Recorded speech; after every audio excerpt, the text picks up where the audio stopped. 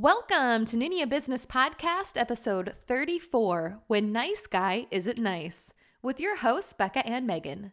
Today we talk about nice guy, the nice guy we defended in episode 24 when we talked about the debilitating condition known as second male lead syndrome. Because it turns out nice guy isn't always so nice. In fact, sometimes he's a psychotic, nightmare-fueled relationship from the fiery pits of the earth. We're talking to you, temperature of love in your honor. That's right. Today we talk about when second male lead syndrome goes wrong. Or right? However you want to look at it. We also talk about a new game that Becca's husband likes to play, almost cry over the fact that this is our last podcast together in person, try to settle our nauseous stomachs because we're seeing 3 K-pop concerts in the next 5 days, and we do 2 listener game requests. If GOT7 were Disney characters, and if BTS were Disney princesses. That's what you're in for today on Noona Ya Business. Let's do this. Okay. Oh, now.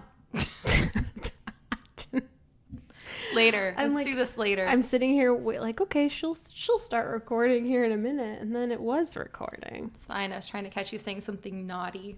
Would never. We actually got together a while ago, but we've been watching GOT7 music videos. We have been watching a lot of GOT7 content, dance practices. I made Becca watch the duality of JB video. Oh, we should post that because I love duality videos. Ooh. I love it when they take an idol and show him being handsome and then show him being a ding dong. A real ding dong. A real meme maker. It's my very favorite thing. He's a baby maker and a meme maker all in one. Was that too far? No, that's We're all friends, right? Yeah. I could say that. Yeah, we could totally say that. Megan, before we get started, I have a present for you. Uh-oh. We have to say that I don't want to cry.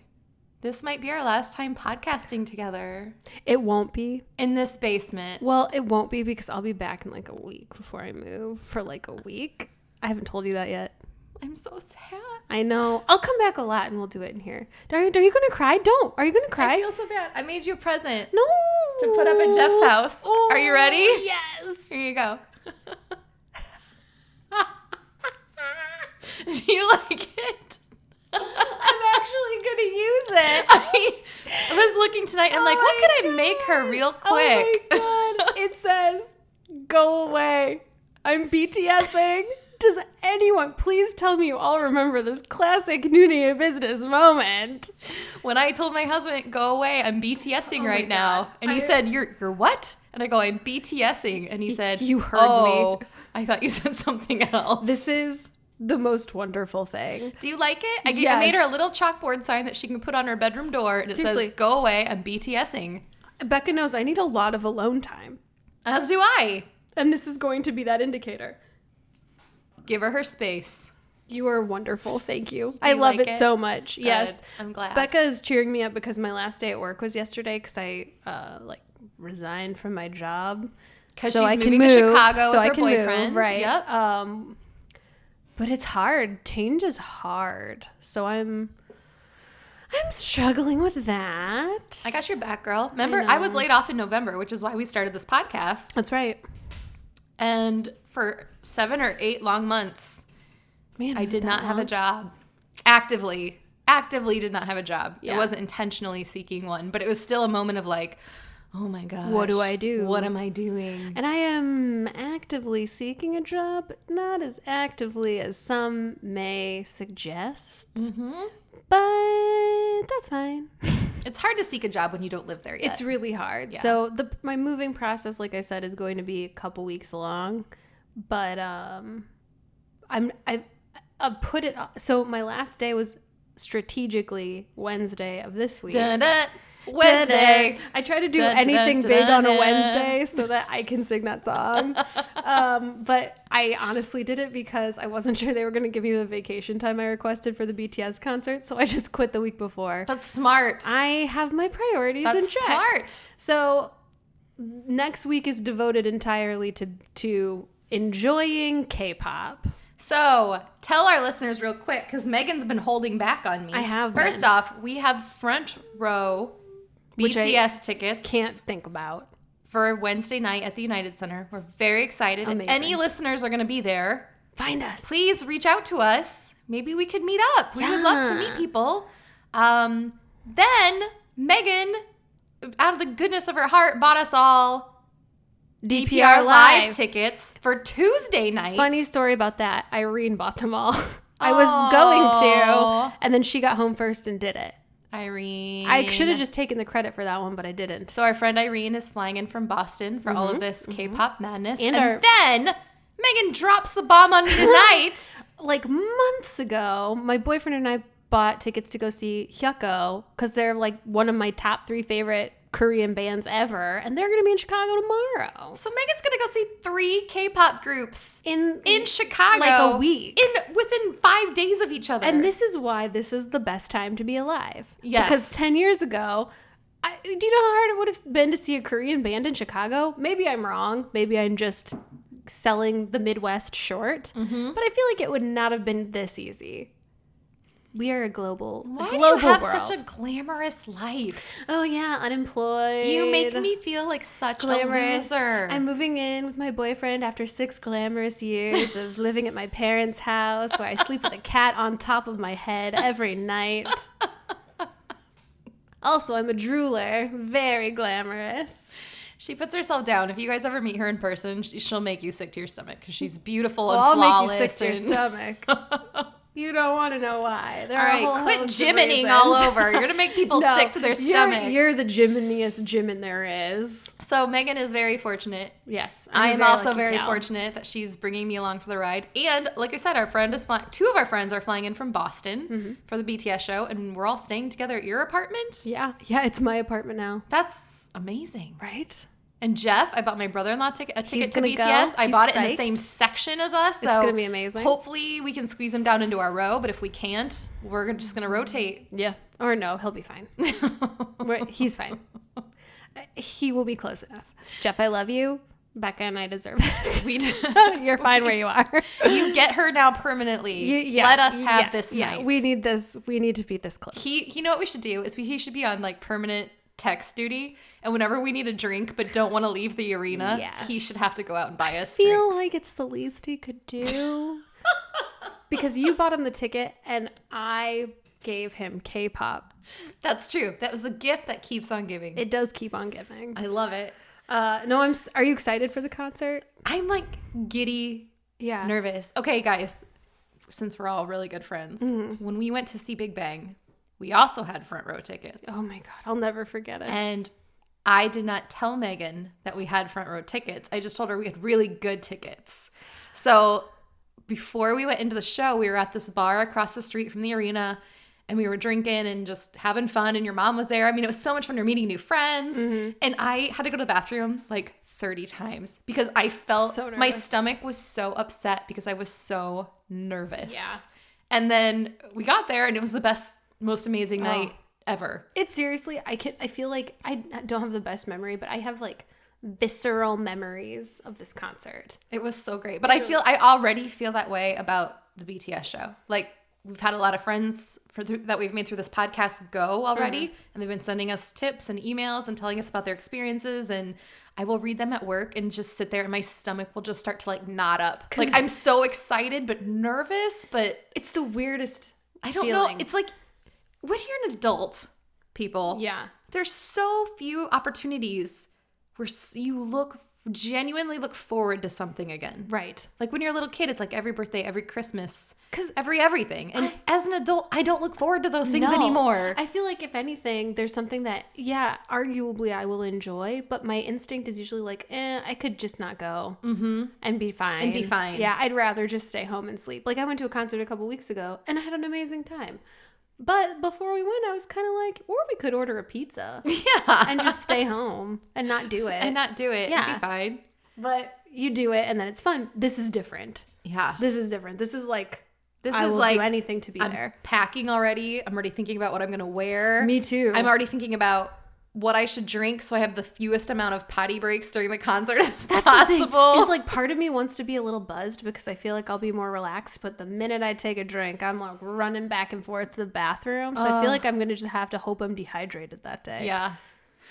Well, then I'll pass out. Nervous. I gotta say, from what everyone's told us, we don't have pit tickets, and I'm so glad.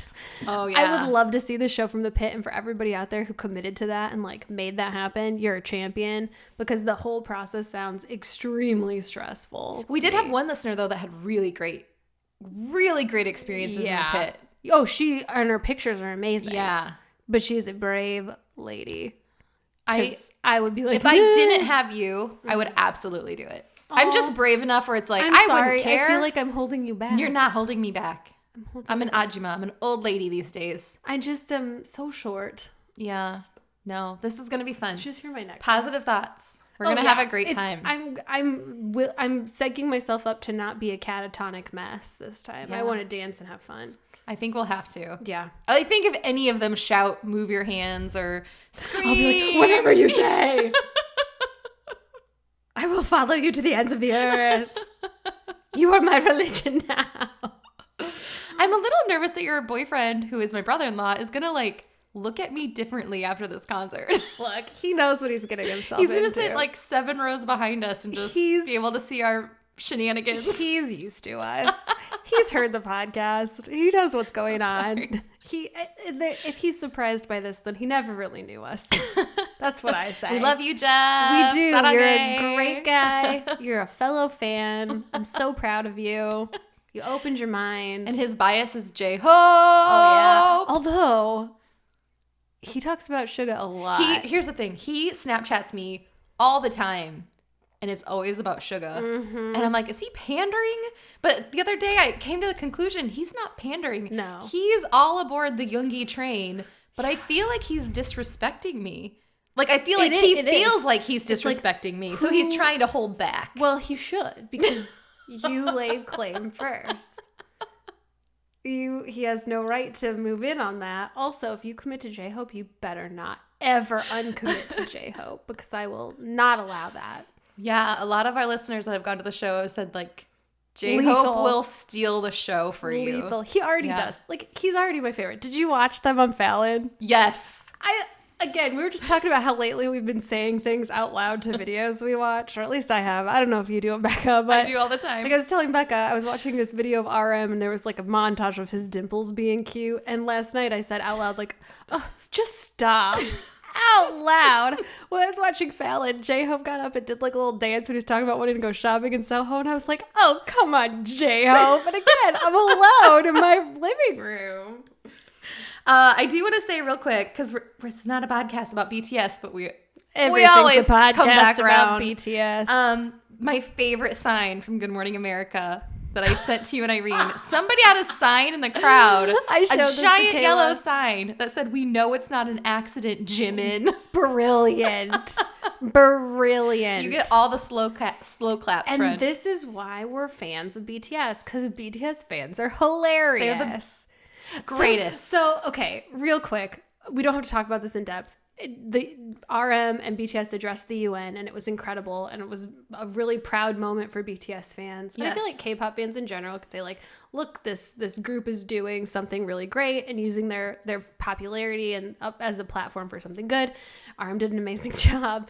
And then I forget, I should look this up. Whoever spoke after them, Lily Singh, I think, made some comment about like, oh, there are teenage girls all over the world screaming because BTS just spoke at the UN, which is undeniably true. But I kept thinking, really, BTS fans are at home waiting for like memeable photos to come out of this. Yes. Because that was the most delightful thing, was there was a lot of great memes that came out of that UN address. Mm-hmm.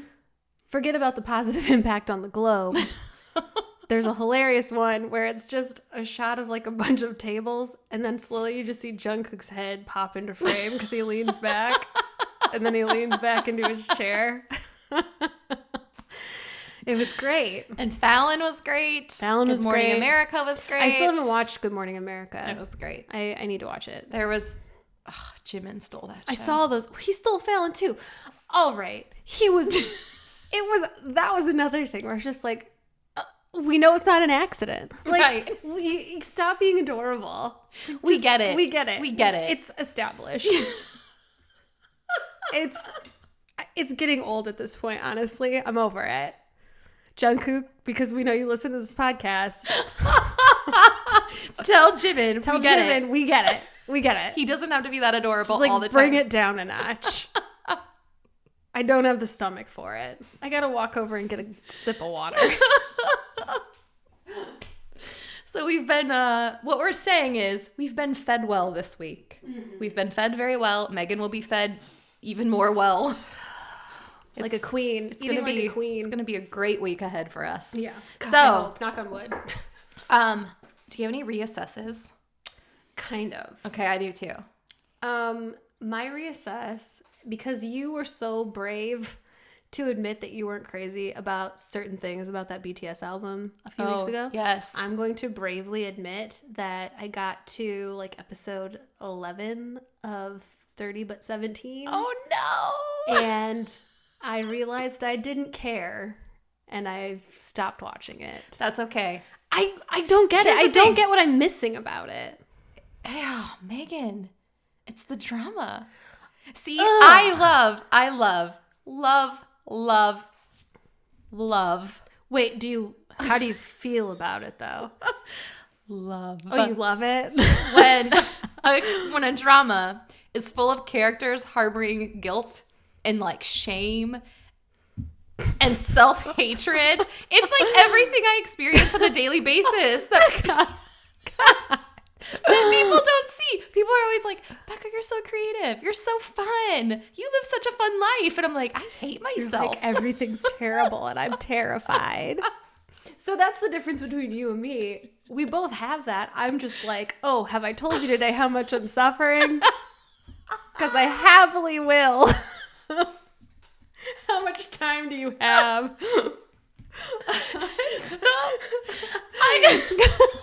Why are we laughing about this? We're miserable.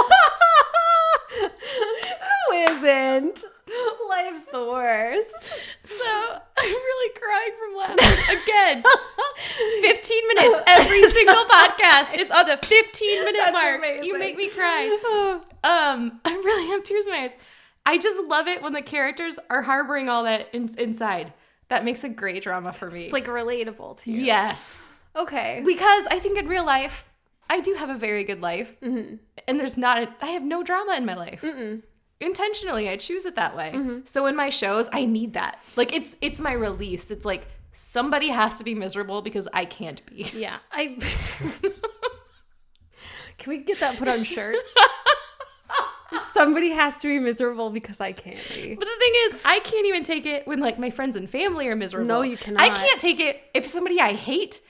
And that's we don't use that word in this house. The H word. We don't use the H word. If somebody I really don't like in life is miserable, I can't take it. I feel 10 times more self-hatred. So I need it in my dramas. I respect that.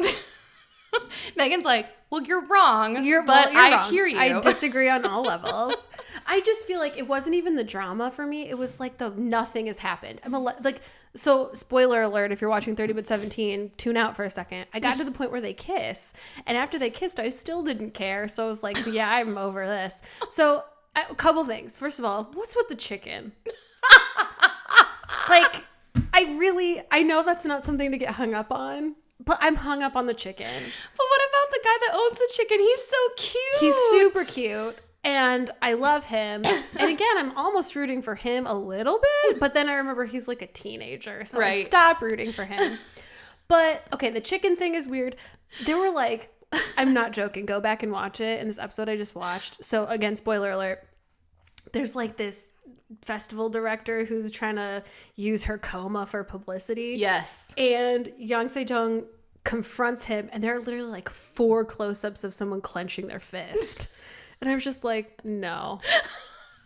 This is so many fist clenching close-ups. This is out of control, the number of fist clenching close-ups. To the point where like I'm not sure if it's supposed to be a joke or not. So like that bothered me. And I didn't even catch that. The dialogue, and I know I don't speak Korean, so it could very well be the translations. It could be so many things.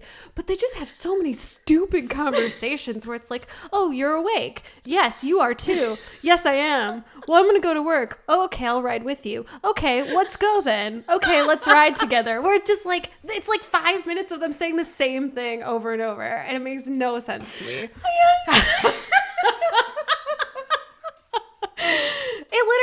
That's what it is. And it's like, it's not natural at all. It does not feel natural at all. So... Look, I love Young Se-jong, the main actress. I've seen her in a bunch of other stuff and really liked her. Usually she's like kind of a villain or like a goofy friend or something. She's super funny and charming. So cute. And I like her in this, but like, I also just feel like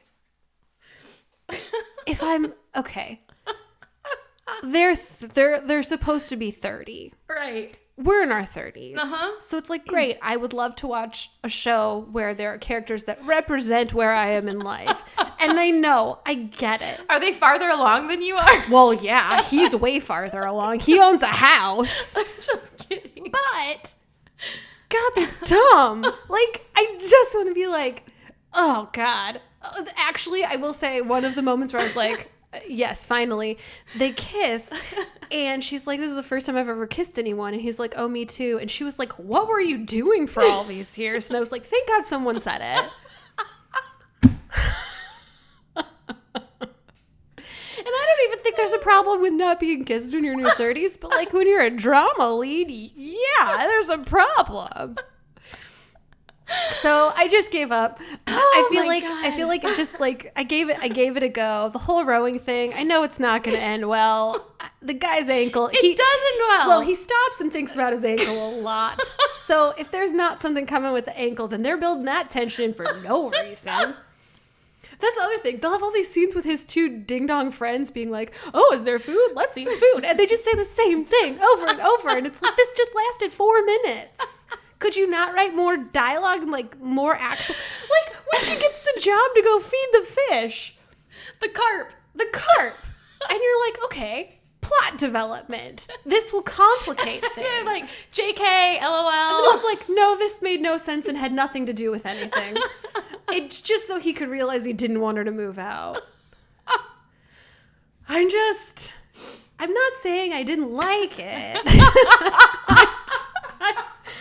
And I was getting so excited because I was reading you guys all talking on Twitter, and I was like, man, everybody loves this show. I gotta get into the show. I don't know what's wrong with me. I don't know what I'm missing. Megan, you're either Becca or Megan. We don't have to like the same thing. But this really seemed like it was going to be a Megan show, didn't it? Even with the coma. This seemed like it's going to be a Megan show. I mean, there's no sax. There is no sax. There's no sax. Stupid violins. There's no time jumps. Also, the whole like angry second female lead who doesn't want her to play the violin thing. There's so many close-ups of her quivering bottom lip or like her clenching her fists where I'm like, I get it. She's uncomfortable. We gotta do better plot development wise. So anyway, Megan. I'm making fun of it, but I know a lot of people love it, and I'm sorry. I shouldn't make fun of it. Megan, it wasn't the worst show I ever watched. Tell me how you really feel about it. I'm sorry. I've been wanting to talk to you about this for a while, so it's kind of pent up inside of me. No, I figured when we were all talking about this on Twitter, and we were all going insane over it, and you weren't really jumping in, I was like, she's never going to finish this. I'm surprised you've lasted 11 episodes. Legitimately, like, pulling teeth at the end, where I was just like, please end. Please something happen. Well, I'm proud of you for being brave enough to admit it. Here I am, guys. Don't come for me. I'm sorry. Like I said, I always say, there's K-dramas for everybody. There are. You do not have to like the same things. In fact, you and I rarely like the same things. Really? So when I really dove into it, I kind of assumed you wouldn't like it. It's like the classics. We like the classics, and that's it. Mm-hmm. Well, listening to you, I just want to listen to you do an entire recap now on the show. I will for sure offend someone. I will go on record that it's probably in my top 10. 30 but 17? Oh, yeah. Does it get better like after episode 11? It's just so angsty, and the feels, Megan. It's every feel ever. You know what I feel? Like I wish something would happen. Nothing happened. Oh, and it's the slowest of a slow burn. And let me tell you, he may not have kissed anybody before her, but he makes up for it. Well, I will give you that. It is a cute and steamy kiss. Yes. Although it was he another one real quick. Where there's like, one at the end where I was like, oh yeah. But see, and maybe that's my problem too, is that the girl's great at acting like she's got the mentality of a 17-year-old, and I get it. She's naive and she's scared and alone. She did do a great job. Very resilient. And it was super, super different from any other thing I've seen her in. But maybe that was my problem too, where I was just like, God, you're a mess.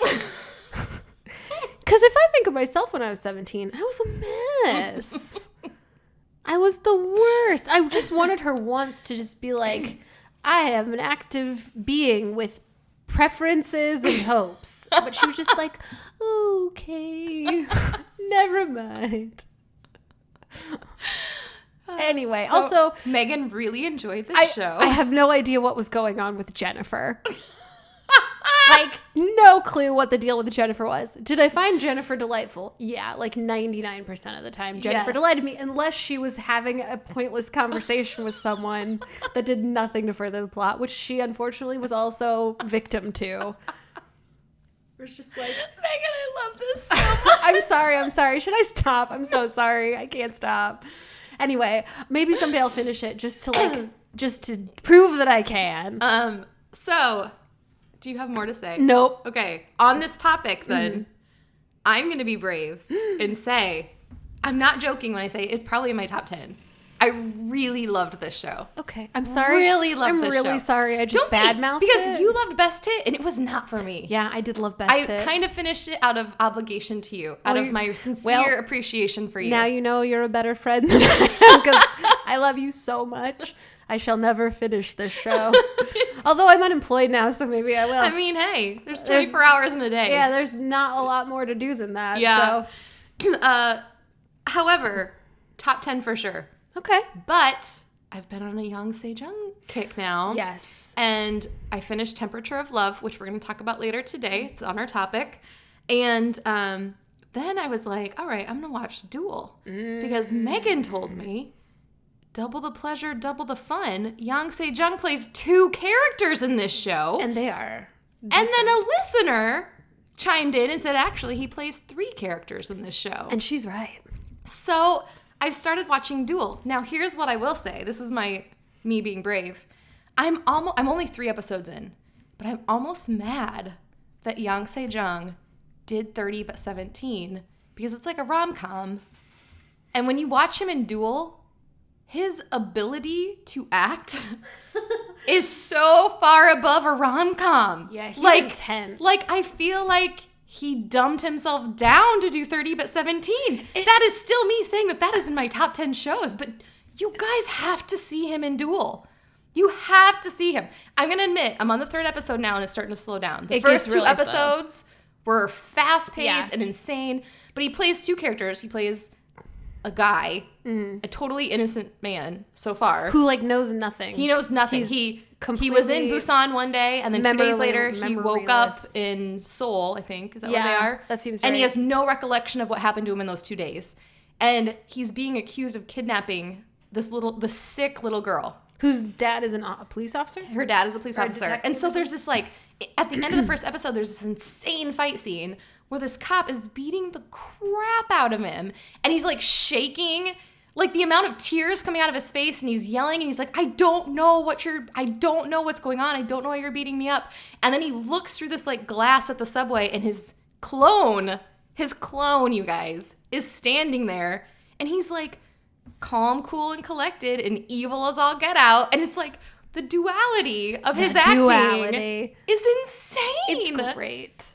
It's addicting to watch him in the show. I think he's at his best when he's playing someone tortured. So either tortured to being evil or tortured to being like the other guy who's like desperate and sad. Yes. When you try to make him a nonchalant dude just hanging out, you're like, this guy seems tortured. I can't hang out with him. Tortured in 30 but 17. But he had no reason to be. I know he blames himself for the whole bus thing. I just feel like that's some misplaced guilt. Says the woman who will call me upset and say there's a dead cat on the side of the road and I feel like it's my obligation to pull over and bury it. And Becca's always like, you cannot get out of your car on the highway. She's like, you have to keep driving. Which is why I call you, because I know you'll tell me what to do that's not crazy. And the one time she's like, is this crazy? And I was like, Megan, yes. Yeah, I was like, definitely. I love you so much, but yes, that's crazy. You gotta keep going. You cannot get out in the dark in the middle of the night and bury an animal. Which is good advice, not advice that I took every time. But advice that I take most of the time.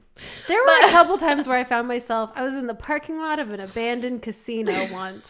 It was 11 p.m. I was alone, looking for what I thought was a dog. What could have been, now I realize, a coyote. And I thought to myself, this is ill-advised. Anyway, I'm glad we could both get that off our chest. Yes. So you like Duel so far? It does slow down. I'm still on board. Here's the thing. It. Watching him act, it's absolutely going to carry me through this show. Yeah, that's why I finished it. It's so good. And the guy that plays the cop is also very good. Oh, I was just going to say, the dad and even the daughter. She's incredible. The sick little girl is such a great actress. Have you met the reporter yet? Met her, but she has not had a huge part yet. She's good too. I can't wait. I like her too. Yeah. So. I've also met like the corrupt prosecutor who's just terrible. Oh, that woman? She's like say nah. Okay. I gotta get What is with this stupid say nah haircut? She does have a say nah haircut. It's terrible. So I want to tell you something and that I always noticed. looks like she has to fart. She's oh God, now I'm realizing, has anyone ever said that about me? She always has this like pinched look on her face. Do you want to know what's funny? I don't even remember what happens with her. She's terrible. I do not like her. Anytime that she comes on, I actually fast forward a little bit because I can't stand her. I noticed something about her voice that really bothered me that I kind of want to tell you, but it'll ruin it for you, so I shouldn't. Okay. When you're done with the show, Are we I'll going to tell put a you pin what in it it is. and come back to it? Yes. All right, let's do that. Okay. We should move on. So today, we are revisiting our second male lead syndrome. Yes. Because it needs to be revisited. Yes. Because Megan has a lot of thoughts about Nice Guy. Yeah. How did this come up? One day we're just sitting and talking about, it was because of Temperature of Love. We were talking about how the second male lead in that show is deranged. A psychotic nightmare. Okay, so here we go. I never finished it because, again, I was wait, like, are we going to dig in or are we going to do our game? Oh, shit. Because we have 2 games, too. Oh, we should do a game. Sorry. Put a pin in this one, too. Yes. God, so many pins with me. Oh, and I have one more reassess. Gosh, we are all over the map right now. Well, it's because you've reduced me to tears again. I love you. All right, I have a reassess. Lear, our amazing listener, Lear. Yes. I said she was Korean American on the last podcast. Yes. She's just Asian American. Correct. I want to make sure I clarify. Also, the only reason I even said Korean American was because I was trying to defend how she was giving us pronunciation tips and how this is like a great source because she's Korean American. Yes. I would never normally specify what a listener is. Lear was not upset by that, I don't think. Nobody was upset by that. But lately, especially, I have a friend who's always like, my gay friend. And it drives me crazy. Yes. Where I'm like, you would never introduce me to somebody, be like, my heterosexual friend Becca. Right. Like, that drives me crazy. Yes. And so when I said last week, like, our listener, and she's Korean American, I was like, am I in the same boat as the person that I'm really frustrated with? There is, I have to tell you this while I'm thinking of it. Am I a bad person? No. Lear, I'm sorry. Do you know why you're not? You're thinking about it and you're assessing the way you do things, and that's like super important. We should all be doing self-reflection here. Yeah. Because I would never be like, my white friend Megan. Hey, how dare you? You know what I mean? Like, or my redheaded friend. Right. Or just labels. We don't. Why do we label people? Why can't we just say this is my friend? I think we're just conditioned to do it to a certain extent, and it is stupid. Well, I needed to say that on this platform. You can always really introduce bothers me as your beautiful friend, Megan. My beautiful friend Megan. But before I forget, you should watch the movie Love, Simon. Have you seen it? I have seen that movie. Oh, you have? I have seen Love, Simon. There's that whole scene where they're talking about how it's not fair that gay people have to come out because straight people don't. Yes. My brother and I talked about that a lot. So anyway, never mind. Moot point. You've seen it. I've seen it. Sorry. Once again, I'm behind. It's a great movie. Yes. Go watch it. I did really like it. So that was my one reassess. Good job. Lear, you're freaking fun. Yes. We like getting your emails. Very much enjoyed those Thank you for emails. interacting with us. All right. Are we going to play our game? Yes. So we've had a couple requests. This was crazy. Again. Do you guys all talk to each other behind our backs? It seriously feels like you guys are like doing this just to mess with us. So we had 2 requests this week to do GOT7 as Disney princesses. Yes. And BTS as Disney princesses. And these requests came in like 2 days apart. It was crazy. I swear you guys all talk to each other. When I saw Where are you hanging out and why are we not invited? Yeah, hang on a second, because we do not get out a lot. This is not fair. So we tweaked it. We did. Well, because the first one was GOT7 or BTS as Disney princesses. And the second request was BTS as Disney characters. Yes. So we're going to do... Megan felt guilty that last week we made Mark a girl. Well, we made and you know what, I said that, and then I just made like at least one GOT7 member. So Megan said, let's make BTS as Disney princesses, and we'll just do GOT7 as Disney characters. Because I was like, last week, GOT7 had to be all the girls. Well, not that there's anything wrong with being a girl. It was Mark. Oh, was there? I said Jin Young was the evil mother. Oh, that's true. Yeah. Well, and I made him an evil mother again. Jin Young, you kind of deserve it. So. You know what? You're pretty salty, so we're punishing you. All right, so let's play real quick. Okay. I'm dropping my paper. My answers are weird. Okay, guys, Disney. I had no problem at all doing BTS as Disney princesses.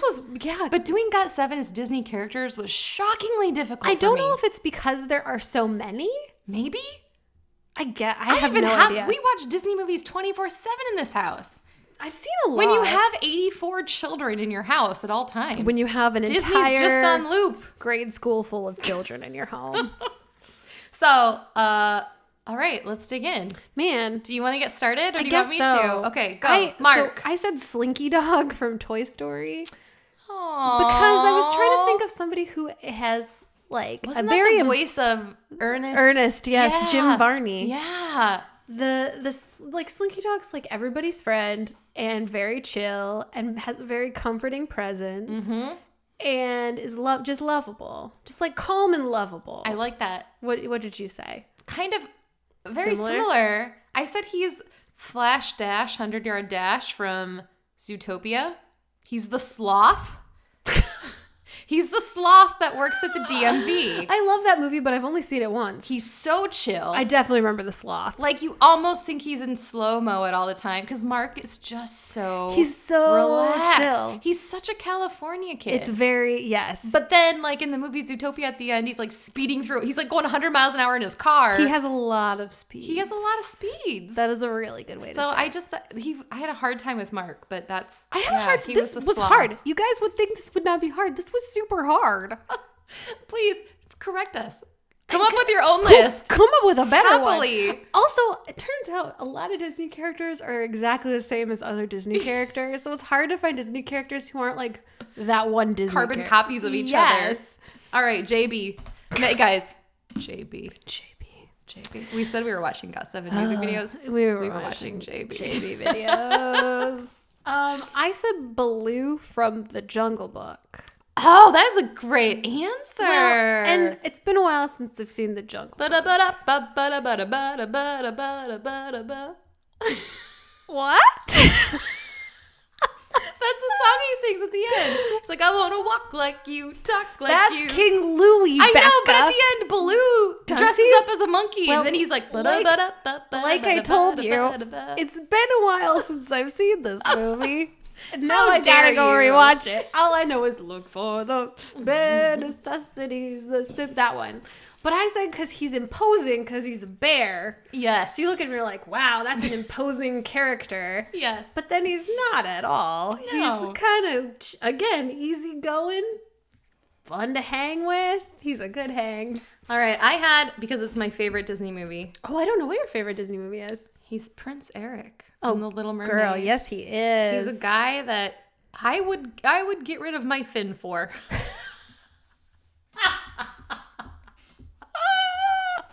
That's filthy. That's disgusting, Becca. How dare you? It's Prince Eric. That's a good one. Tall, dark, and handsome. Do you know, I don't think I ever did any princes.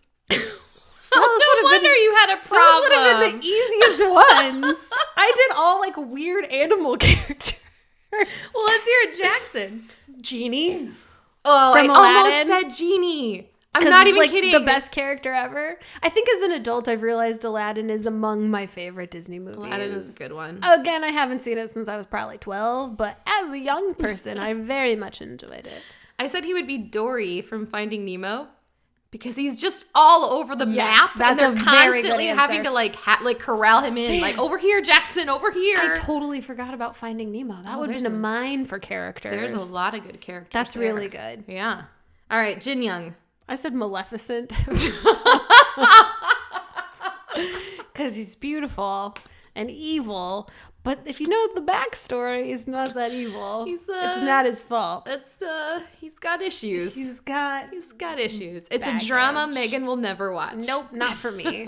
I'll look at it because it's a good-looking drama, but I will not watch it. I said he would be Gaston from Beauty and the Beast. That's a good one. Where he's like, look at how handsome I am. I'm the best. And then he just doesn't know. He's so absorbed with himself that the main girl is like, I'm not even looking at you. And he's like, that's stupid. All right. Young Jay. I said Piglet. Oh, he's so sweet. And just seems a little anxious. I love that so much. What'd you say? I said that he would be Mowgli from the Jungle Book. Okay. Because he's this cute little kid that just follows all the madness in the jungle. He's just like, I'm just here for the ride. Just go along with it. I'm just kind of here. Happily goes along with it. And I'm adorable. Man, I gotta rewatch The Jungle Book. All right. Double B. This was the hardest one for us. We were both hung up on Bam Bam. I finally said Lumiere. From Beauty and the Beast? Yes. Because he's got a lot of energy. He's got a lot of personality. I can see that. He stands out in a crowd. Yes. He's a delight. Very similar reasoning, said he would be Mushu from Mulan, the little dragon that helps her throughout the whole show. Man, I should have thought more about side characters. Super small and trying to prove himself, but also just the personality is way larger than that tiny little body can handle. Life. Yes. Larger than life. Yeah. Yeah. All right. Yu Gyum. I said Peter Lear. Pan. I've been practicing. Is that right? You'll notice I didn't try to say it because I'm not prepared. I hope that's right. All right. What you got? I said Peter Pan. Oh. A little mischievous. Yes. A little young. Kind of has a very childlike wonder about him. I like that. So that's what I said. I said he would be either Timon or Pumbaa from The Lion King. Where he's man, I totally forgot about The Lion King. Yeah. Where he'd just be almost kind of naughty, teaching you things you shouldn't know. But then when you get in trouble, they'd just be like, Hakuna Matata. It's not a big deal. Why is everybody being so weird about it? Let's all just relax a little bit. We should all be like Timon and Pumbaa. We should. Hakuna Matata, people. Yes. All right. We had to zoom through that because we're running low on time already. Because I'm sorry about my rant about 30-17. I'm really sorry that we're shockingly lacking in Disney characters. I Googled. The princesses we're going to do awesome on for BTS. I think it'll be much better. But I was really lacking today. I agree. I did the same. I'm sorry. I feel like they're just too many. And none of them are quite right. Megan, they're all just right. I'm gonna. I really wanted to make that chicka sound, but I can't do it, as you can tell from me just trying. Also, just in the interest of being transparent, we had to watch a Just Right music video before we podcasted, and we had to rewind the part where JB is in the Barbie car 6 times. It's a really good scene. As a film student, I really appreciate the cinematography. Get it?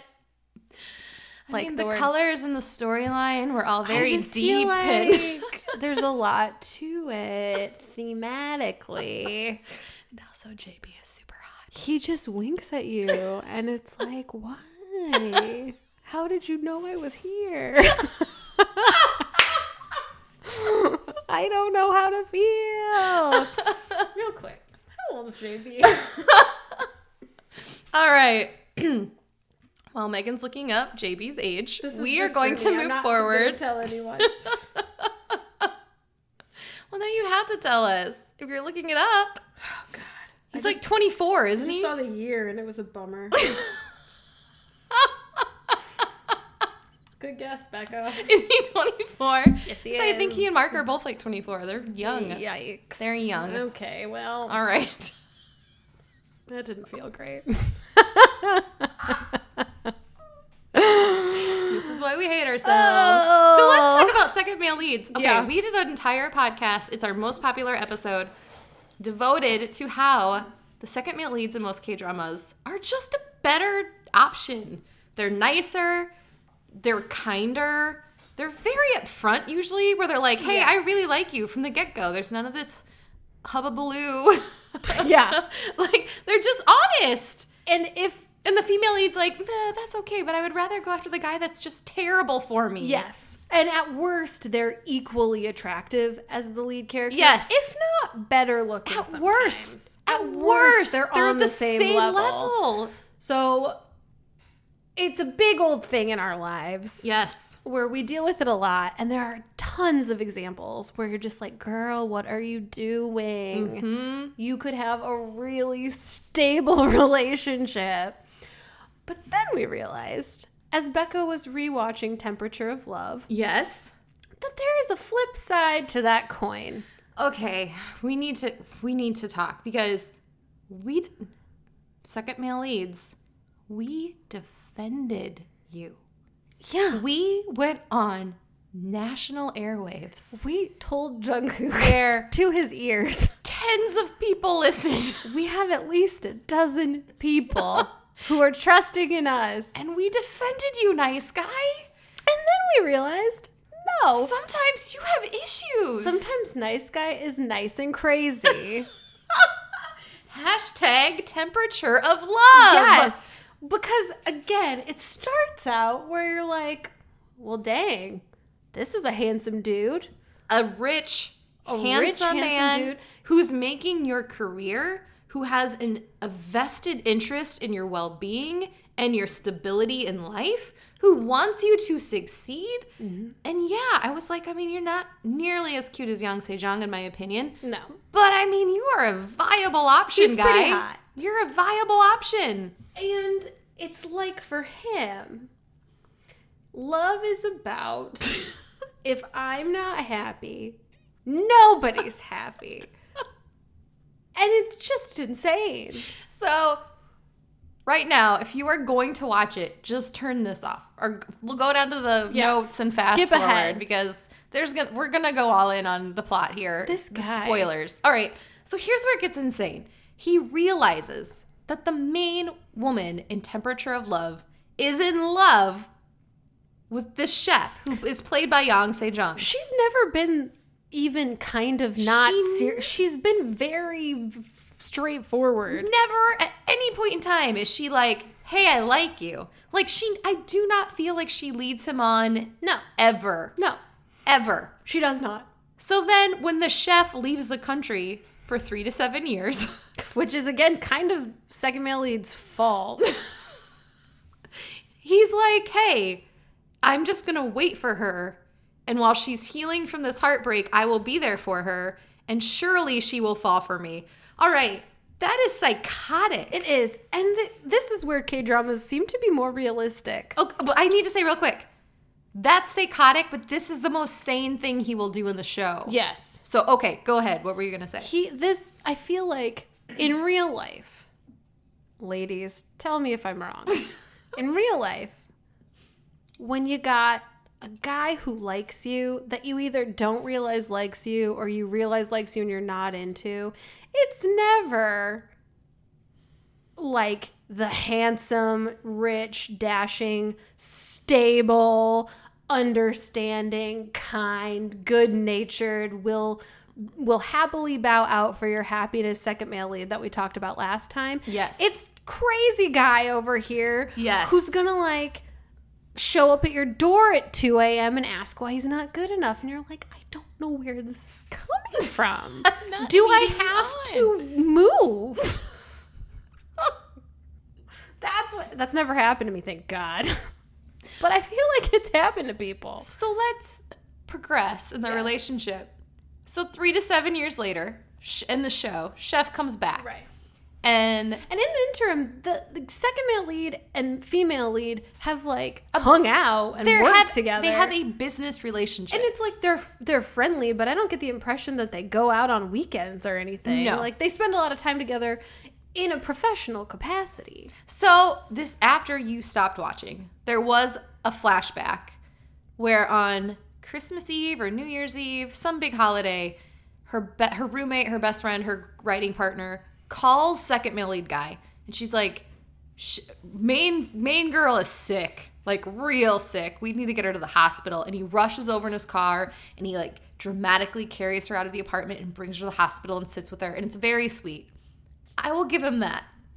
But again, I feel like first off, it was probably just stress and indigestion. Yes. She needed to burp.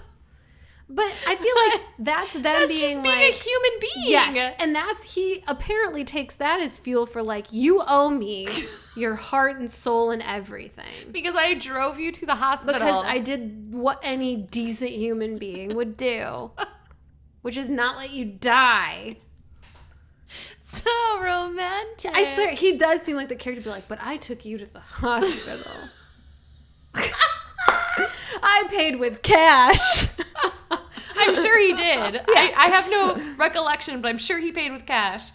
So anyway, so that did happen. Okay, well, that changes everything. Well, I mean, she owes him. She owes him her everything. So where the show derailed. He did basically what an Uber could have done. But now she owes him everything. So now she needs to date an Uber. Now she just needs to, yes. So where the show really, for me, got interesting, and for Megan, where she absolutely stopped. I just quit. I said, absolutely not. Was when she starts dating Chef. Yes. They come back. It's a sweet reunion.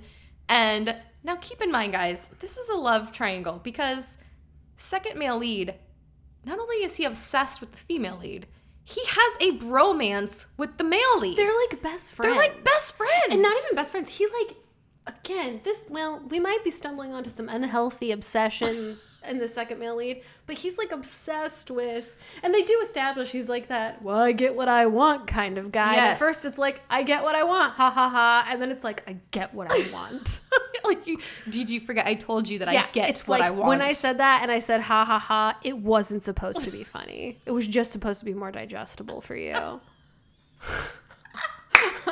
But now we're getting real and I get what I want. And so, oh gosh. So he knows they're dating. Mm-hmm. Very clear to him. Very clear to him that she is in love with this guy. Right. Because she's been pining after this mystery man. He didn't know it was him. For 3 to 7 years. He knows that she's been obsessed with another man for 3 to 7 years. Again, she's been pretty clear. She's been very open about it. Yes. He also visited Chef in Paris.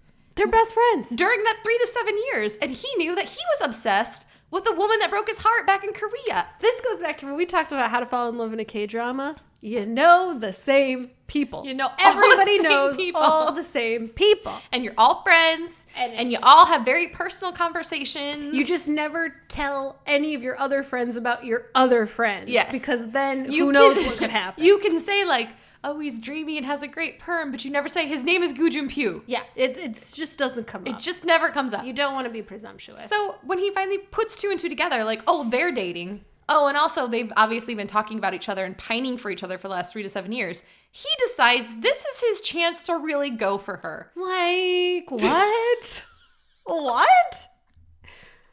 And not just like make a move. No. He makes a move. He decides to propose to her. Now, they've never even dated. In what world? In what dream realm does he think like she might say yes? I feel like that was my problem. It's not like there was no chance ever. No. She was just going to be like, what are you doing? This is horrifying. Well, let's take it a step farther because he can't just hate himself. If he's going to be miserable, everybody's going to be miserable. Yes. So he calls his best guy friend, who is Chef, and is like, hey, I'm going to propose to a girl. This is so sadistic. I'm going to propose to a girl at your restaurant. This is so twisted. Make me a reservation, set it up, plan a special menu, design a cake, and then bring the ring out with you because I'm going to propose to her after we eat our meal. And it's extra messed up because he made both of their professional dreams possible. Yeah, he had a lot of money, and he's like, oh, you want to be a writer? Here's money. Oh, you want to be a chef? I'll Here's open this restaurant. And it's like, okay, fine, but what's your end game with this? Well, let's dig in then. Yeah, I stopped after this. So, guys, I'm telling you, not the best drama in the world. I really liked it. I loved, because it's so terrible and so different from every other drama out there right now. I was just feeding off of the craziness. I honestly did not know where in the world this storyline was going. And to me, that was very refreshing. I feel like here was my fundamental issue with it. With a lot of dramas. A couple conversations could have just prevented all of this. I feel like crazy dude proposes to you and you say, hey man, I understand that you control me professionally, but I'm going to bow out because this is on a new level and I'm scared of you now. Yes. Because this is like pre-being dangerous. Yes. This is stalking. Well, let's dig into what happens. He tells Chef, I'm coming on this day, whatever. So he asks her there. The hostess of this restaurant seats them on the balcony. He keeps them and the chef decorated it. He pulled out the gardening stuff. Like, he went above and beyond for his best friend to propose to the woman he loves, not knowing it was his own girlfriend. Amazing to me that girlfriend was never like, oh, I'm having this really weird lunch at your restaurant with this guy. But that's the weird thing. He picked her up an hour before and was like, hey, we're going to go out to eat. Like, he did not plan it in advance. Oh. But even then, I'm like, that's a risk. Like, what if she was busy? What if she was sick? What if she had diarrhea and indigestion? She's never busy or sick. Unless she's so sick, she has to go to the hospital. And then she just needs to burp. And then basically, if she was sick, it would have been a great opportunity for him to once again take her to the hospital. So this is where it gets heartbreaking. This is where it gets heartbreaking. We're not there yet. She had already helped, the girl had helped Chef sketch the engagement cake in their free time, because he's like, yeah, my best friend's going to propose to this girl. And she's like, oh, that's cool. He never said oh, it's the second male lead. He just said a friend of mine.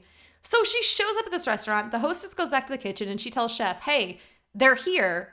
You might want to go up and say hi. And so he walks out onto the patio and he's like, hey, and he's waving. And then she turns around and it's Jong Se-jung being tortured and amazing. It's just all these emotions flitting across his face.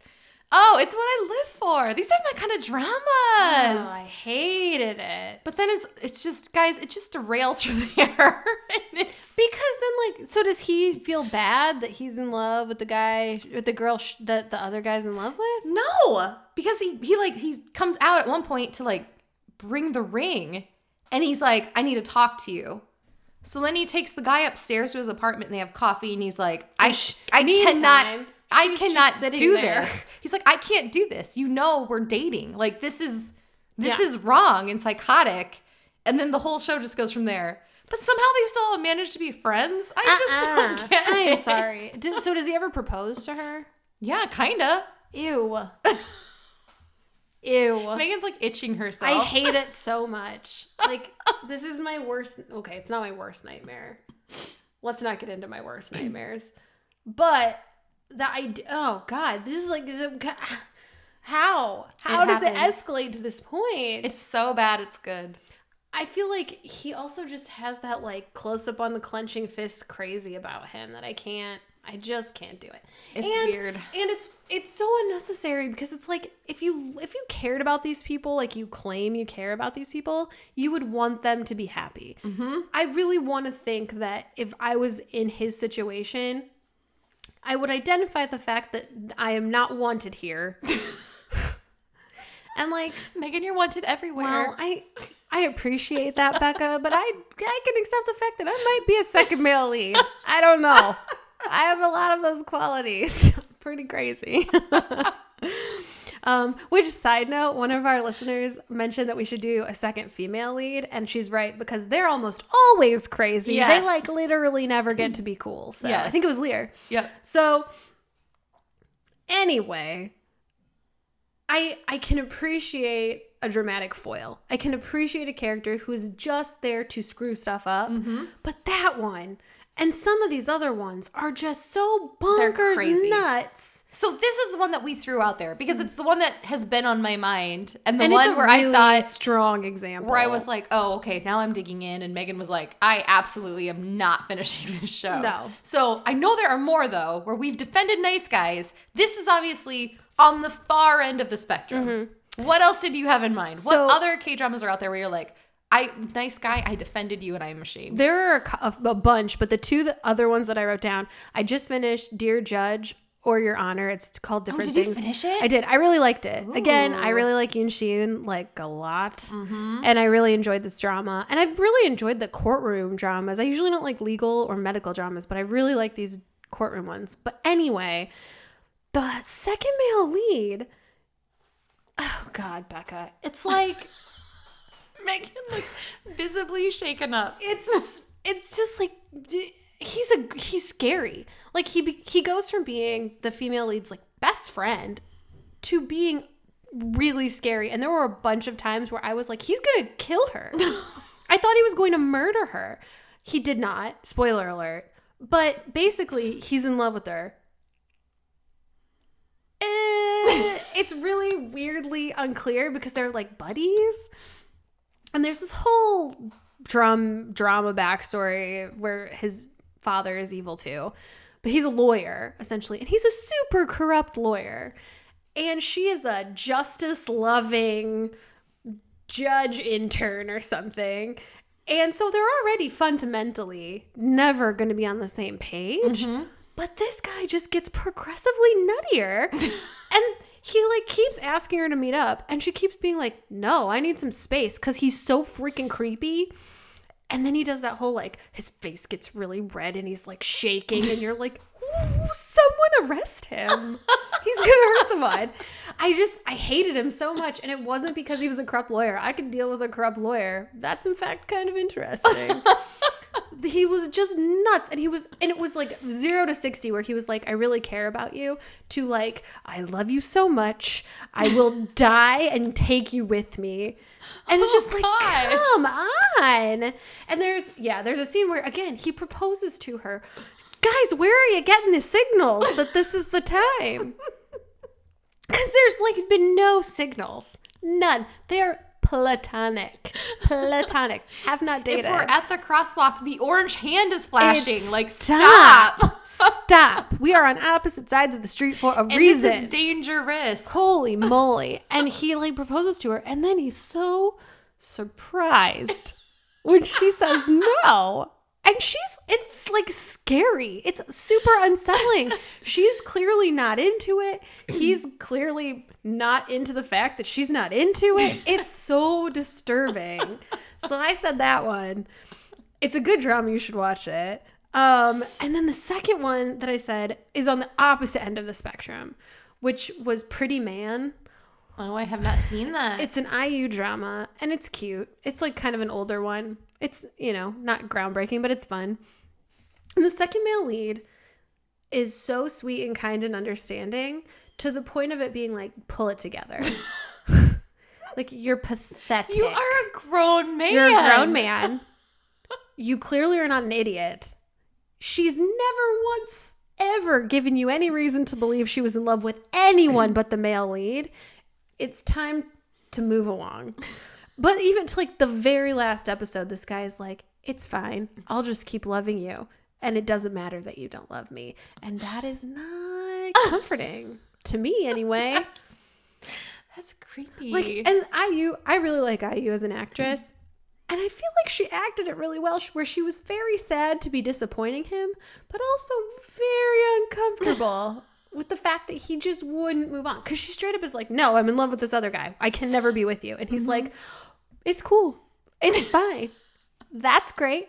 Please keep living in my house. I will drive you to work every day. skin crawl. It's so awkward. And that's exactly it. It's like, you gotta duck out, dude. Like, have some self-respect and duck the F out. So no matter who it's come from, if he's an evil genius or the sweetest little puppy, sometimes second male lead is just not a good choice. It's just... So the only other one that there's a couple that I thought of. Did we talk about any other ones? We were pretty focused on Temperature of Love. Discovery of Romance. Yeah. Oh, we have talked about this. Not a good second male lead. That's Sung Joon, right? Sung Joon. Yes. Yeah. Because he clearly knows that not only is she in love with the other guy, he is kind of falling in love with with the girl he had a childhood artifact with, and then they rediscovered it was trail of historical breadcrumbs. And he's falling in love with her. So he's in love with another girl, and he knows that she's in love with another guy, but he's still psychotic enough to be like, I need to win this. And it's like, what are you winning? What is this? What is this competition? Legit question for you, Becca, or anyone out there. Do people really behave this way? I don't know. I've never had a relationship where, like, yeah, I had a couple relationships where we should have broken up sooner, but neither of us was brave enough to do it. Mm-hmm. But I've never been in a relationship where it's like, I'm staying in this because I'm just going to win. Yes. That's like, who does that? That's not in your best interest, dude. I'm so confused by it. But however, I'm going to defend Chicken Guy from 30 to 17. Hey, he gives me a SMLS in a good way. Because I feel like that was a SMLS done right. Yes, where it's because he seriously finally discovered, oh, they're in love. Yes. I'm bowing out. And he does. He takes her out for this nice day, and he's super honest. He's like, I like you a lot. You will be my first love, and now I can walk away. That's great. And it was not awkward. That's so mature, dude. It wasn't condescending. Yes. It wasn't like forceful. It was just very like, we're going to go out and have a good day, and we're going to have an honest conversation, and then I'm just going to let you go. Yes. And it was done very well. I think, that's realistic to a certain extent, where it's like, I think that's how real people behave. We say no or we say yes to a relationship. Mm-hmm. If we say no, and I'm not saying there aren't crazy people out there. Obviously there are. Why do you have to put them in my entertainment? I go here to escape reality. I worked in the news for 6 years. All I ask is for none of that. I don't need it. I don't want it. I don't need it. I just want them to be happy and successful without some crazy lawyer throwing rocks glasses at the wall all the time. I'm kind of the other way around, where I'm like, I need it. I need to see it somewhere. Mm-hmm. And I would rather see it in my dramas than on real TV. I guess I would rather it be fictional for sure. Yes. And that's the other thing is, well, I'll see somebody crazy like Temperature of Love guy, or like, and maybe, okay, so I also saw that coming off of watching him play a psychotic murderer in another show. And it was really hard for me to get rid of that image of him, and I think that probably played into how nuts I thought he was in this drama. Wait, which drama? Temperature of Love. Oh no, he's really that nuts. He is, right? Oh, he really is. It was like, I haven't seen him in anything else. It was like he threatening. Was crazy. It was threatening. Mm-hmm. You have seen him in something. Wait, am I thinking the wrong thing? I'm pretty sure he's in Coffee Prince. Isn't he Crepe Guy from Coffee Prince? No flipping way. Is that Crepe Guy? Hang on, I might be getting confused with my dramas. The guy that speaks Japanese? Yeah, I might be getting confused. I think you're right. But I think it's Crepe Guy. Oh my gosh, he looks totally different. Wow, he is handsome. Oh, hi there.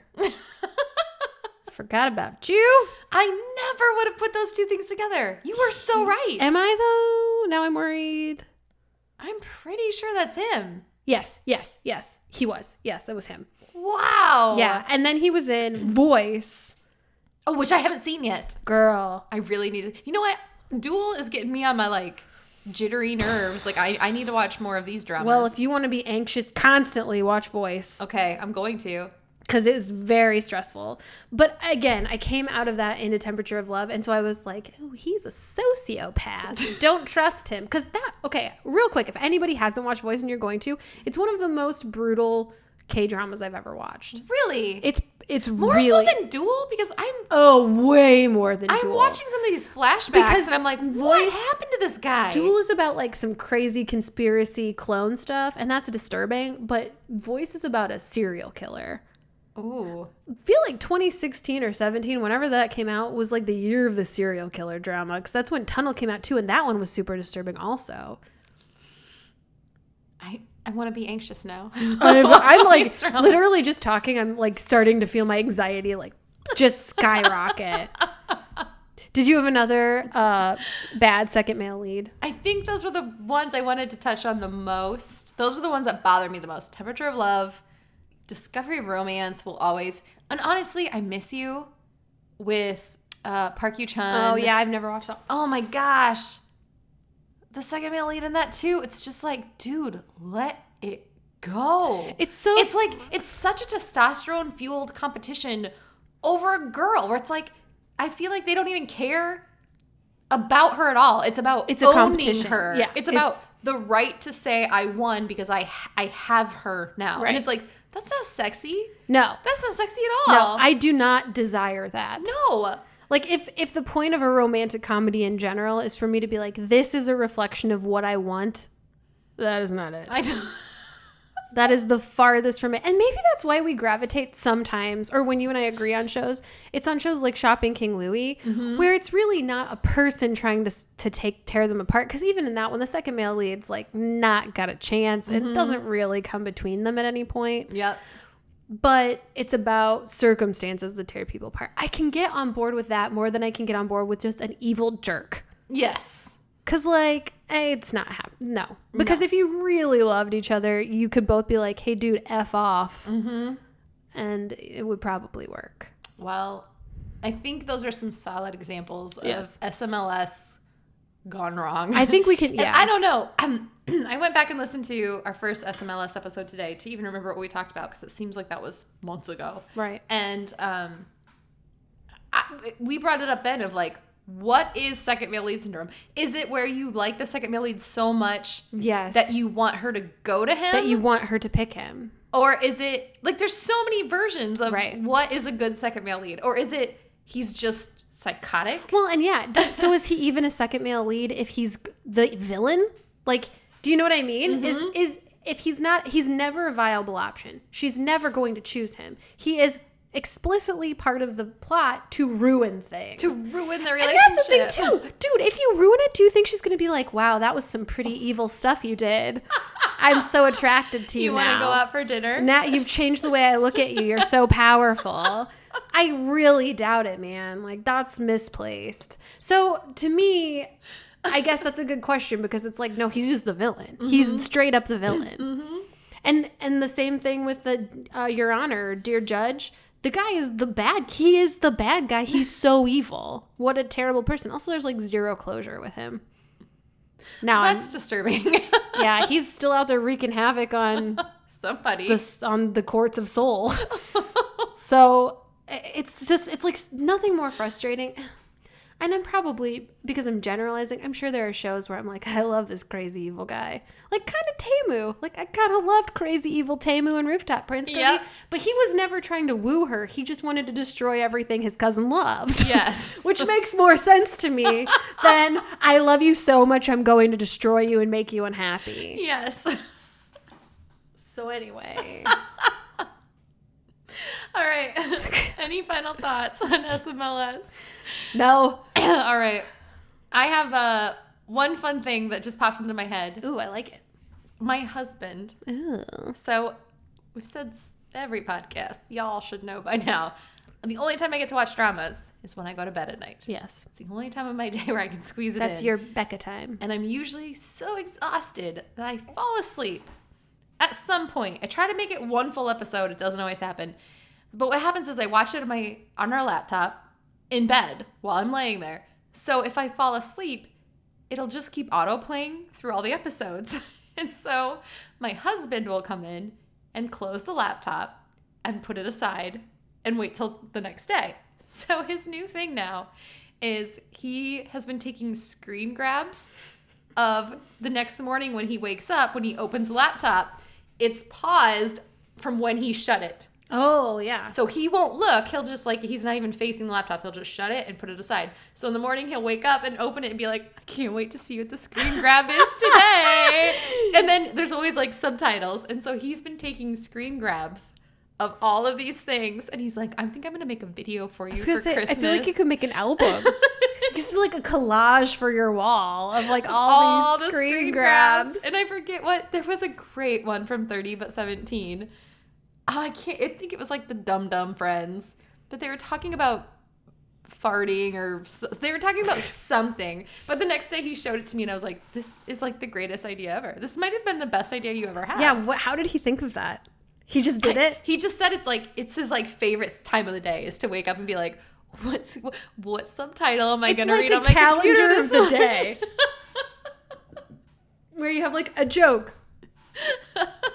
Or a new word every day. But and he's always like, and I always like to try to guess what's happening in the show you should make, by the one sentence that's on the screen. You should make a calendar of like one a day for 365 days. Of like all the out of grabs. Context scene from a K-drama. And that's the best part because if I'm super tired, I won't watch the show I want to watch because I know I won't. I'll fall asleep. So I'll go back and watch old shows. And so sometimes it's like, My Love from Another Star, followed by Duel, followed by Boys Over Flowers. Like, it's never usually the same show 2 nights in a row. And so it's I just wanted to say that makes me laugh and look forward to it. I really want to. We're going to put it together in a video. I want one a day count, like a one a desk calendar where it's just a random out of context screenshot of. This is genius. The days that he's the most sad is if it's like a dramatic glare or a clenched fist and like, there's no words. The credits. Like, one day he did get the big hit symbol. He did get a freeze frame and he was pumped about that. That's the goal. He was pumped about the end of the show freeze frame. It's like good luck. If you get a freeze frame, you're going to have a really good day. So anyway, I just had to say that. That's hilarious. You had not told me that. I know. That's very funny. I've been saving it for you. He's been doing it for weeks. So you're kidding me. No, it was his idea. Start texting me some good ones. It was his idea. He's pretty excited about it. All right, should we play our last game? Yes.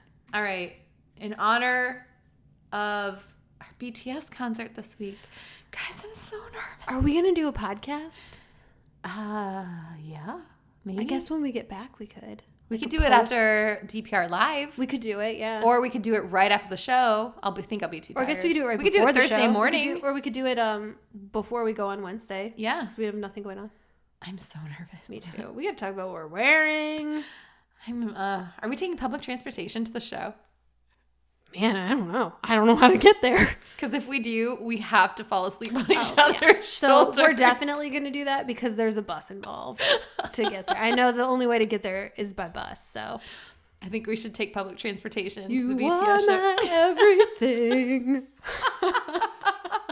What show is that from? That song's stuck in my head all the time. My Love from Another Star? Everything. I have no idea. I cannot remember. All right, Megan, any final thoughts? No.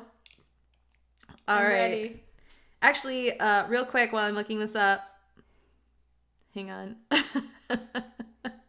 No, this is a Mary J. Blige song. This is not the song I wanted. You are my everything. I want to thank Megan for BTS Kindness Challenge. Megan came to my keynote speech on Sunday. Oh, does that count? And I think it totally counts. Thank you for coming. Thank you for buying a ticket. It was amazing, She acted like a superstar. She sat in the front and cheered me on. And thank you for your mom. Her mom came. We had so much fun. My mother-in-law, my aunt. We had so much fun. And Becca did this little class on hand lettering. And so my other part of my kindness challenge this week, like I said, my last day was Wednesday. So I hand wrote thank you notes to all of my coworkers. And I got so many compliments on my hand lettering on the envelopes. All because of Becca. She's just saying that. No, I was totally wrong. It was Descendants of the Sun. How did we have that stuck in our head? That's what it says. Again, didn't even finish that show. Yeah. Huh. Interesting. They must play it a lot. We're going to Google it after this. Seriously. I don't believe it. All right. So we had a listener request to do BTS as Disney princesses. Yes. And I'm pretty excited about this because I wrote 1 million and then I deleted them all and rewrote them because I was inspired. Oh, God, this is weird. All right. I hope I did okay. Do you want me to go first or do you want to go first? You go first. All right. BTS's Disney princesses. Jin. I have Aurora. Ooh. The pink princess. Oh. The one who is flawless. Yes. Kind of dainty, but in a very fun way. Yes. Just perfect. That's Sleeping Beauty, right? Yes. Okay. She's just perfect. That is a good one. And when I look at her, I'm always like, you're not even a princess. You're like a goddess. What is your problem? You're making me feel bad about myself. That's a really good one. The pink princess. We all know Jin loves to wear pink. He looks so good in pink. He also looks really good with blonde hair. He also looks good in everything. And some evil Jin Young wants to keep him locked up in a tower. That's full circle. Perfect. Full circle. I said Snow White because he's the fairest of them all. And also he has to take care of 7 idiots. Including himself. Yes. So I said Snow White. I like that. That goes well with my next answer. So, Sugar. I had Snow White. The fairest of them all is what I wrote. You have to force him to eat.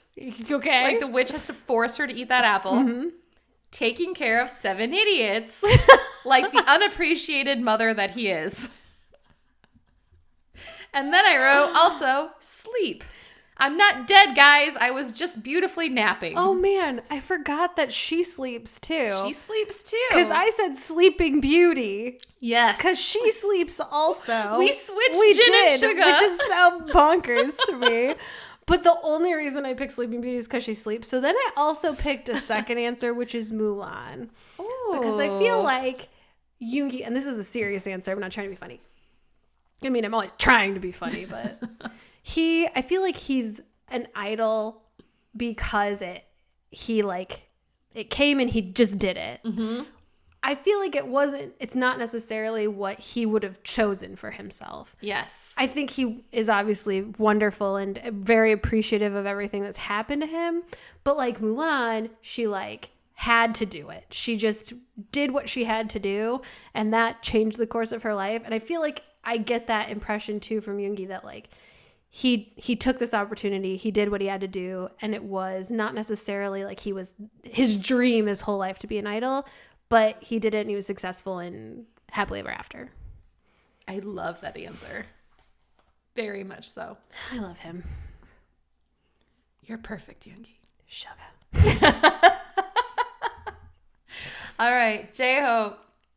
I really wavered on J-Hope. I had many answers floating through my head. I ended up with Rapunzel. Same. Really? Yep. I said Rapunzel too. That she just hopeful, is very joyful, energetic. Yeah, like almost naive. Almost over the top. Yes. Then very sheltered. Yes. But also is just a ray of sunshine. And just we'll just walk up to you and be like, what's that? I feel like J-Hope's like, oh, what's that? That's cool. Let's talk about that.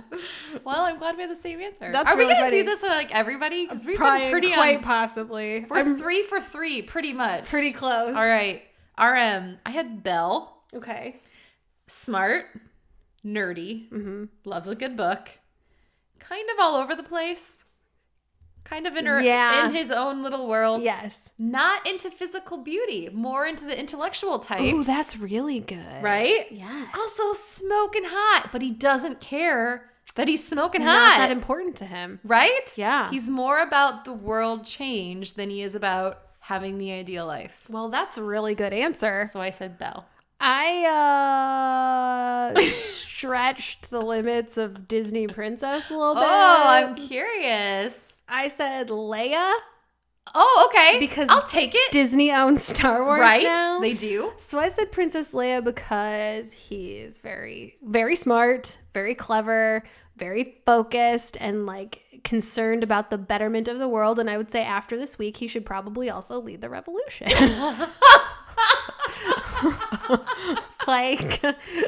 I would follow him anywhere, basically. President Namjoon. President Monster. Seriously, he's pretty great. So he would be Princess Leia And he would change the course of all our futures. I love that. Yeah. You took that to an artistic place. Well, you know always. Me. All right, Jimin. I said Jasmine. Okay. From Aladdin. Okay. Royalty, check. Yes. Mysterious, check. Gorgeous. Vaguely exotic, check. He is the sexiest Disney princess. Yeah. Lush lips, very plush, very plump, very colored. Got a little bit of an edge to him. Right? That's why she's so great. He kind of sachets around when he walks. He knows what he's doing. We know it's not an accident. Also, the midriff and the navel, just always exposed. We know it's not an accident, Jimin. We know it's not an accident. Just the second. You know what? I'm not buying the excuse that it's an accident anymore, but you know what I am buying? A ticket to that magic carpet ride. Oh, God. This just took a turn. The way Becca said that, you guys couldn't see it, but it was intense.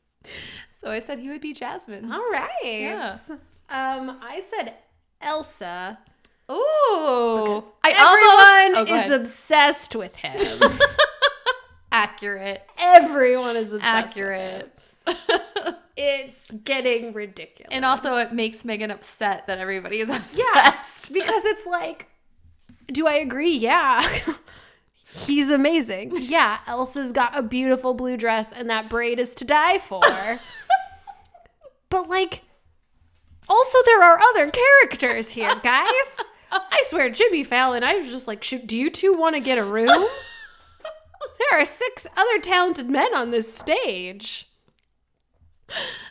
I don't know, man. I'm not saying he's overrated. No. I'm just saying. Anna is an equally excellent character. Jungkook is an excellent character. Jungkook is Anna, and he's a very good character. Seriously, if you guys haven't watched Jimmy Fallon, Jimin, the whole time you're just like, oh, you stop it right now, Jimin. He's so cute. He's so freaking cute. It makes me angry. He's like so adorable. I was furious. I was texting Jeff like, effing Jimin. It's so obnoxious and so cute.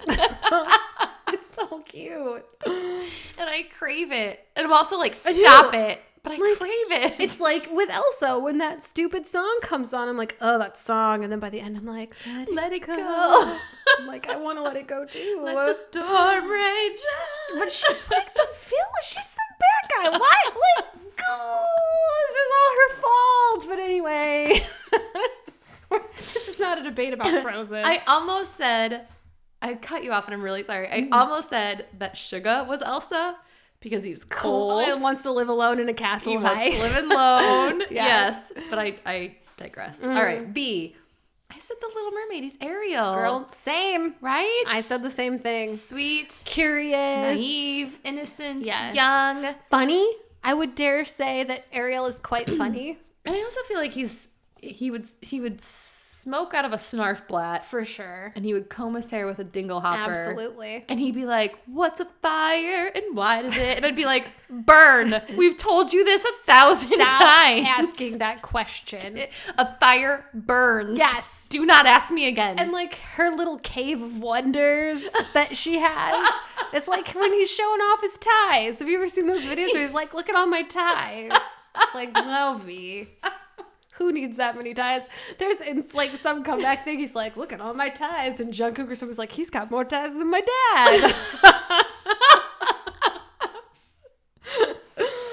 What ding-dongs. Bless all of them. I know, but I agree with you. And I feel like I also see his like wanting to see more of the world is like he went to try acting because he wanted to do something different. And then all the guys in BTS were like, well, we're not good enough for you now?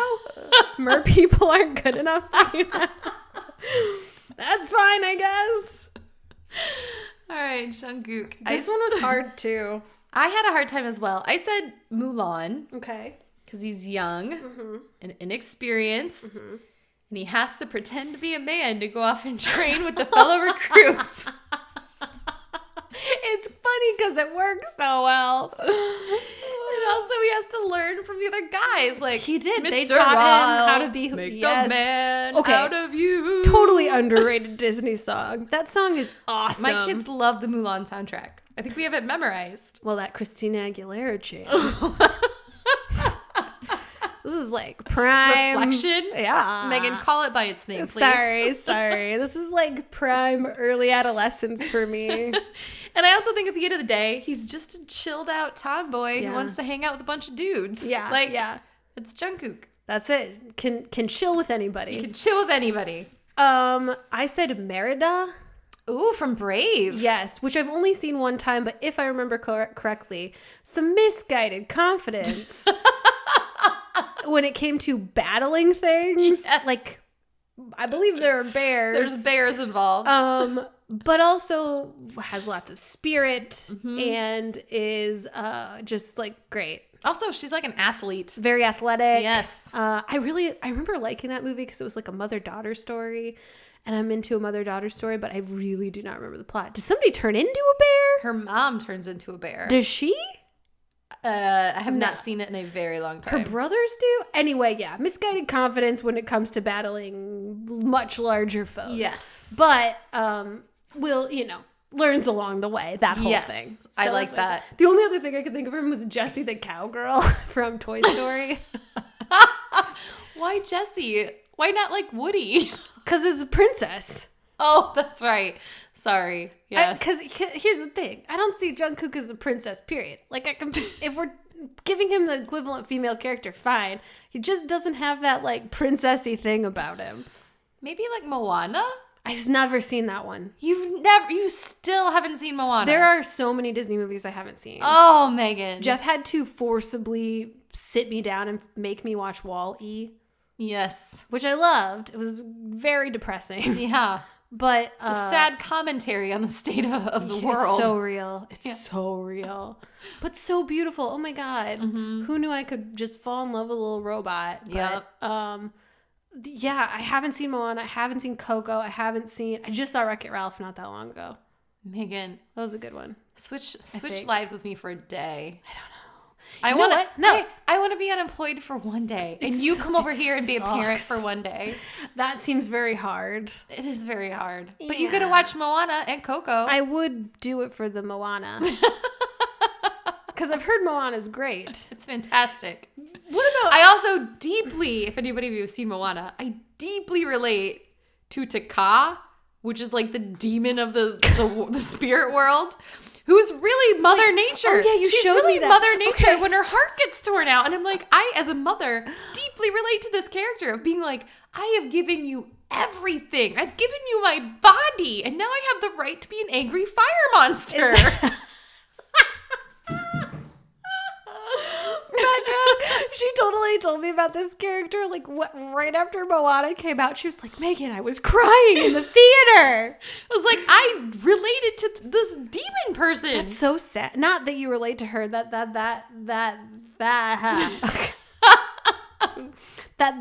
is the plot. And it's so real and sad. So real and so sad. I'm sorry that you Everybody feel like listening, your heart's call been your torn mom out. today and Seriously. thank her for raising you, for giving birth to you. Call your mother. Try to understand why she's acting like a giant fire fire monster. Understand why we all act like giant fire monsters. I don't have kids and I act like that most of the time. But yeah, I need to watch it. I need to watch Moana. I need to watch Toy Story 3. You haven't watched that either? No. Oh, Megan. I barely saw Frozen. I barely saw it. Well, it's a miracle that we were able to complete this game. Yeah. So, sorry, guys. to everybody that requested these games, I hope we did you justice. I feel like we'll have to revisit this one at another point in our lives. We'll do it again. Yeah. So, before we leave today, I think we should say, if we don't podcast before the BTS show and before DPR Live, thank you everybody for the tips and advice and the pictures and the emails and the tags on Twitter. We've loved seeing your experiences, and we're very excited that we can, even if you're not going to the Chicago show, if you've already gone, we're excited that we're all sharing this together virtually. To everybody that didn't get tickets, guys, I'm going to be honest. part of me really thinks I'm going to go to the show and just feel really guilty for everybody sad. that didn't get tickets in a fair way, for everybody that had to pay astronomical prices because the ticketing system sucks. Just know I'm full of self-hate 100% of the time, and I'm going to feel guilt at this concert. So I will be thinking of you. With that said, I hope everyone knows that I will be doing my very best to make sure Becca's not feeling nothing, is feeling nothing. You want me to go? Wait. I'm working on double negatives here. I'm going to make sure she doesn't feel self-hate the whole time. I won't the whole time. I will feel guilty. Yeah, I get that. Yeah. I will too. You can't stop me. No. I'm going to feel a little bit guilty. If you feel guilty, I just do what you do, so I'll feel guilty. Or I'll feel guilty because, like, I didn't feel guilty enough. I should probably feel guiltier. What's wrong with us? All right. We should wrap up this train wreck. Right. On our next show, we'll invite a therapist. Haven't we established yet that we do this because we can't afford therapy? This is all we have. In the meantime, we'd love to know what you're watching. Yes. We'd love to know what you're listening to. Yes. Because of Chris on Twitter. Hey, Chris. Hey. I started listening to Monsta X this week. Oh. Who I have never really dabbled in before. Yeah. And I'm going to be honest. They're pretty amazing. They're good. They have good stuff. They're really good. Yeah. I'm starting to feel guilty about not giving them any attention in my past life. That's the beauty of K-pop. It's just giving and giving. There's just nonstop goodness. Thank you, Chris, for being a Monsta X super fan, because you've opened my eyes to this whole amazing new world. Man, I realized sometime is it September now? Mm-hmm. Yeah, sometime this month, that it's been like a full year since I've basically not listened to anything but BTS. It's been a weird year. It's been a fun year. It's been a great year. It's enhanced my life a lot. Mm-hmm. But it's been like one of the most focused experiences of my life. I love it. It's one of the best relationships I've ever had. And also, like I said, let us know what you're watching. So I'm watching Duel. What are you watching? Nothing really? Not really, because I gave up 30 but 17. Yeah, really nothing. So I'm on the lookout for something else. So Gook is coming back, and Jung So Min in a drama together. So I'm looking. That's like the beginning of October. So I'll probably start that one. Again, it's a darn serial killer thing, but like whatever, I'm in. That casting's got me. I'll watch them do pretty much anything. Same. All right, Megan, do you want to take us out today? Yes, please. Let us know what you're up to on Twitter at Noona Ya Business, Facebook at Noona Ya Business, YouTube. We're on Podbean, Spotify, iTunes. You can leave us a review. We're good with that. What else? I'm definitely forgetting. Oh, check out our sponsor, whoarted.com, who-arted, A-R-T-E-D, who-arted.com. And... man, am I forgetting something important? Email us if you want to contact. That's the thing. Yeah, we've been getting so many great emails. Yes, Becca at NoonaYaBusiness.com, Megan at NoonaYaBusiness.com. If you don't hear from us right away, don't worry. Within a few days, we'll definitely get back to you. Also, I'm unemployed now, so expect the response times to increase. Something to look forward to, guys. I honestly have to pace myself throughout the day at work where I'm like, you don't need to check Twitter. You don't need to check your email. You do not need to check Facebook because you guys are so much fun. It's like the highlight of my day. Yes. I have to like pace myself. I'd rather get the notifications all at once than like let them trickle in during the day. So. And I've unprivated my Twitter now so you can see me when I like stuff. You'll have to figure out who I am. Okay, Susan. It's like a picture of me, so you guys know what I look like. You'll figure it out. Anyway, to everybody going to Chicago show, please contact us. Let us know. We would love to meet up. We would love to say hi. And if for some reason I don't make it out of this concert alive, because I'm legitimately concerned about it. We want you all to know that we loved podcasting. I genuinely might throw up. Like, I might get so excited I throw up. I might have an upset stomach just thinking about it. I feel like every now and then it sets in that it's real, and I'm like, oh, God. I just don't want to mess something up. everybody keeps telling me J-Hope and RM are like the forces to be reckoned with. And I think I said in our most recent BTS comeback episode, RM has been making another play for my heart. And this whole UN thing. Wow. What's sexier than a diplomat? Well, what's sexier than a handsome, young, wealthy, loaded, talented diplomat? Nothing. That's a K-drama I'm waiting to see right there. I would only like it better if he was like a psychotic second male lead. You know, he probably has where it you're in like, him. listen, RM, I'm just not into you. That's what we have to do. What character in a drama? Yeah, our BTS. Did we do that one? No. Did we do that with GOT7? I don't think so. We did what, like, K-drama normal characters. That's right. I feel like who's this? Like, no, yeah, we should do like in one drama, who's who? Who's who? Psychotic second male lead's gotta be V, right? But at the end, it was just all a tragic misunderstanding. Yeah. Like, you just didn't understand. He turns around completely in the very last episode. V can handle that kind of character development. He's an actor. Yeah, acting. He can handle that. So sorry, I got derailed again. All right, guys. Whether this is your first episode or your 34th episode, dang, yo. Thank you so much for joining us on this really fun ride, and thank you for listening to Noona Ya Business.